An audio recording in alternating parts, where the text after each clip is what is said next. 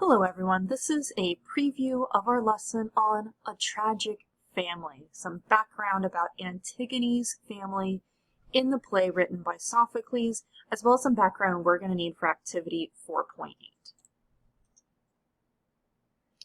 So this says preview the play by learning background information about tragedy and Sophocles' Theban plays. Read the following, analyzing character motivations. So you can click the button down here to get some more info about the background we need for Antigone. On this slide, there is a quick video that's going to give you a plot summary of the first play in the three-play series, Oedipus Rex. What we're reading, Antigone, is actually the third play. So you'll need to get some info about Oedipus, which is Antigone's father, before you'll understand what's really going on. As always, with an open-ended question in Nearpod, please make sure you're waiting for the animation to end. So this open-ended question says, in your own words, summarize the story of Oedipus. So again, it's going to have characters, it's going to have plot, it's going to have things that happen in Oedipus's life. How do you think his actions will impact his family in the city of Thebes? So he is Antigone's father, that's something to consider. He is ruling over Thebes, or is up until a certain point. So what kind of impact do you think he is going to have based on his story? As always, make sure you're typing your answer directly into the text box here and hitting any submit button to save your answer and your work. This is getting to know you. So we're going to take a look at the characters. This is going to introduce us to the main characters and their actions. So you can click down here to hear more. Here's another video that's going to just do a brief overview of the characters we need to know about Antigone and her family and the other people who are going to be influencing her in the play. On this slide, we're going to take a look at some character motivations. So this is a snip from your Springboard book and includes some character sketches so we can get to know who these characters are and what motivates them, which will be important when we consider our embedded assessment discussing characterization and character motives. This continues on with the rest of our main characters. And then here, you're going to click on the squares to match the relationship between the characters. So it's going to highlight it if you hold your mouse over it, or if you can click on it. Who are sisters, who's an engaged couple, who is related. In this section, we're going to be completing a chart that is in the Springboard book. As we've done before with Springboard charts, we're going to be using the TT button, which is the text box button at the bottom of the page to write in our responses. So this is focusing on the characters. Just like we practiced with Okonkwo and other characters in previous assignments, 3 adjectives to describe them, but instead you're going to be acting as though you are the character. So you're Creon, you've read his character sketch, which was right back here of what's going on in his life. Your nephews have killed each other in a battle over who should be king.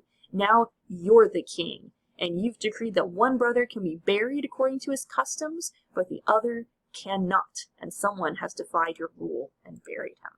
So as the king, in thinking about things as Creon would, 3 adjectives to describe how you would feel. Then explain why you feel this way.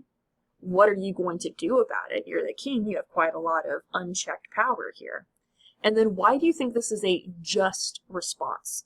So with just, make sure you're thinking about justice. Is this fair? Does this make sense with the laws of the land? Is this an appropriate response for what you're doing? And as a review, our text box is always down here. You can drag it around, so that way you can fit it right in the box. And you can type your ideas. So for that, we're going to have our 3 adjectives. Why do you feel this way? What will you do? And why is this an okay thing for you to do? Why is this a just response?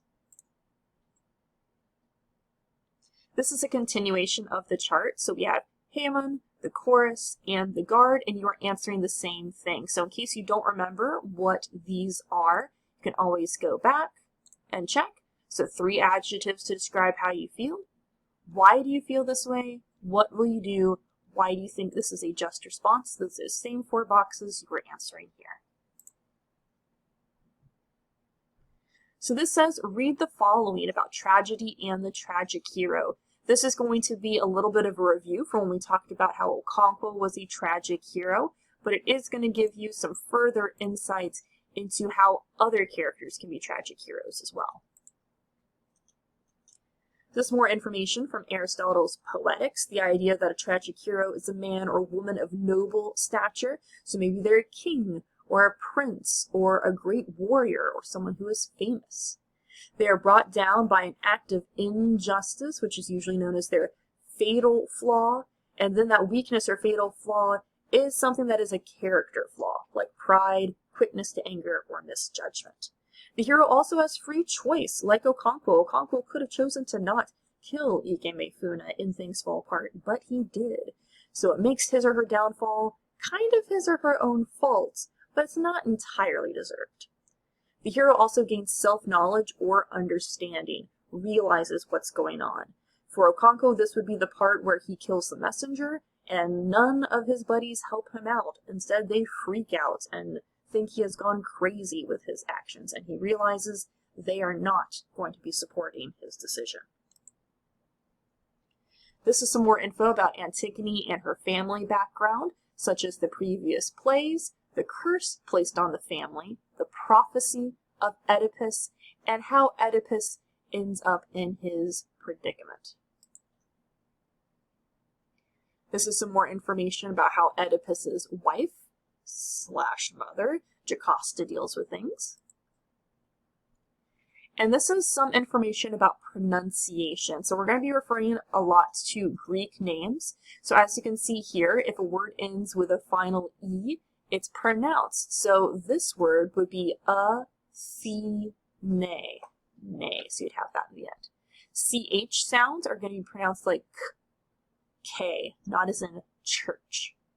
And then the C is pronounced soft like S before E and I sounds, but otherwise it's like a K.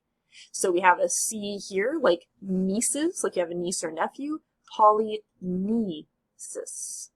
Same applies to G's, soft as in giant before E and I sounds, and hard otherwise. So these are a couple of different rules to keep in mind, but we are going to hear a lot of these names pronounced out loud as well.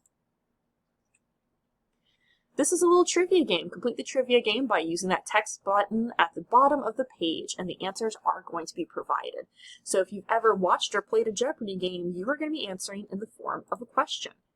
So for example, for 200, it says, this civilization made tragedy into art. So if I grab my text button and I put it under here, I might say, what is, and then I'm going to name whatever that civilization is. So these are all answered in the form of a question, and then if we go on to the next one, we have a few more examples that you're answering in the form of a question. So here's our open-ended question. It says, choose Creon, Antigone, Ismene, or Haman. Predict how that one character's conflicting motivations and relationships will advance the plot. This needs to be something in multiple sentences. So let's say I'm going to choose Creon. Creon is conflicted because he wants to blank, but also needs to blank. This will advance the plot because he will probably blank. This will result in, so give us some ideas. How do you think this is going to be impacting those different motivations and relationships? How is this going to move on the plot and make things happen in our story? And our last open-ended question. 3 things you've learned about this lesson, 2 things you found interesting, and 1 question you have there at the end. As always, make sure you hit the submit button down at the bottom so we can see all of your work and give you a grade for it. And we'll see you next week.